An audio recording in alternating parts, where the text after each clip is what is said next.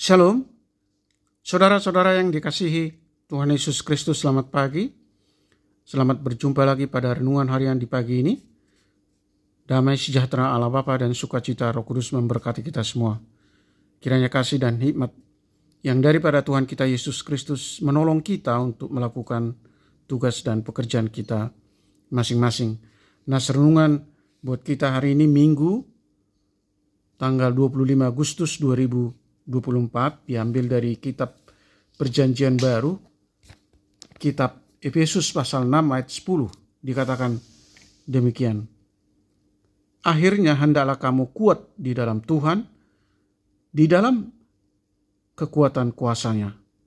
Sekali lagi dibacakan, akhirnya hendaklah kamu kuat di dalam Tuhan, di dalam kekuatan kuasa-Nya.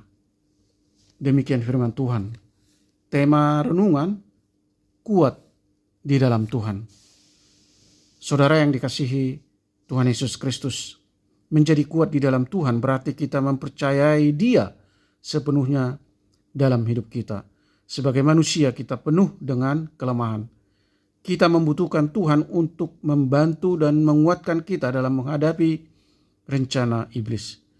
Ya, taktik kekuatan gelap untuk menghancurkan orang-orang beriman adalah tipuan. Kita perlu menyadari hal ini. Iblis berusaha menipu kita dengan hal-hal yang seolah-olah mendatangkan sukacita dan kenyamanan, namun pada akhirnya kita malah terjebak dalam dosa. Firman Tuhan memberi kita cara untuk melindungi diri kita dari tipu muslihat iblis. Ini tentang mengenakan seluruh perlengkapan senjata Allah. Apa itu? Pekerjaan Kristus dan kehidupan yang benar. Efesus pasal 6 ayat 13 sampai dengan ayat 18 menggambarkan perlengkapan senjata adalah yang harus kita kenakan, yaitu kebenaran, keadilan, kerelaan hati untuk menjadi saksi, iman, keselamatan, firman Allah, dan doa. Perlengkapan spiritual ini melindungi hati dan pikiran kita dari panah api si jahat. Saudara yang dikasihi Tuhan Yesus Kristus, dengan menerima karya Kristus untuk benar-benar menggenapi hidup kita, kita akan mampu berdiri teguh dan memenangkan peperangan rohani. Saudara yang terkasih di dalam Yesus Kristus, tetaplah kuat di dalam Tuhan saat kamu menjalani hidup setiap hari. Jangan biarkan apapun mempengaruhi Anda.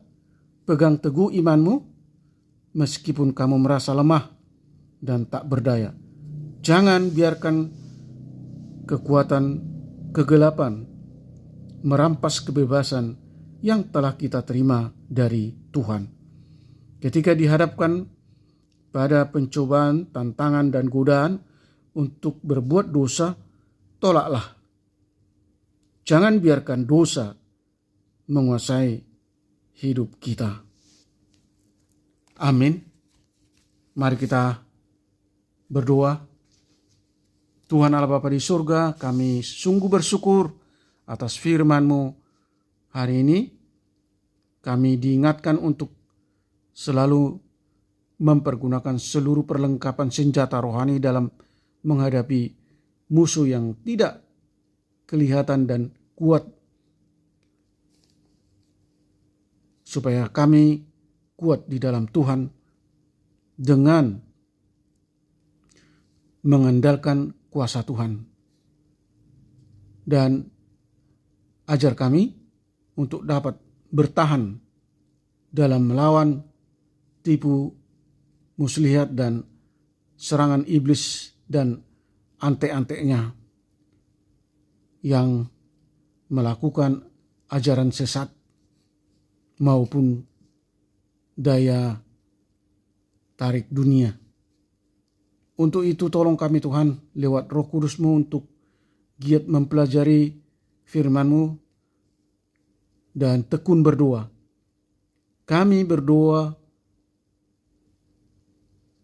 supaya pintu penginjilan selalu terbuka dan orang percaya mendapat kuasa untuk memberitakan Injil, karena kami yakin bahwa firman dan doa adalah dua pilar yang sangat penting dalam memenangkan peperangan rohani. Tuhan kiranya memberkati semua para pendengar renungan pagi ini. Mereka yang berada di rumah, di kantor, di sekolah, di perjalanan, di pasar, atau dimanapun mereka berada. Limpahi mereka kesehatan, sukacita, dan kecukupan segala apa yang mereka perlukan. Tuhan memberkati pekerjaan kami supaya berhasil dan kami mampu menjadi berkat bagi banyak orang.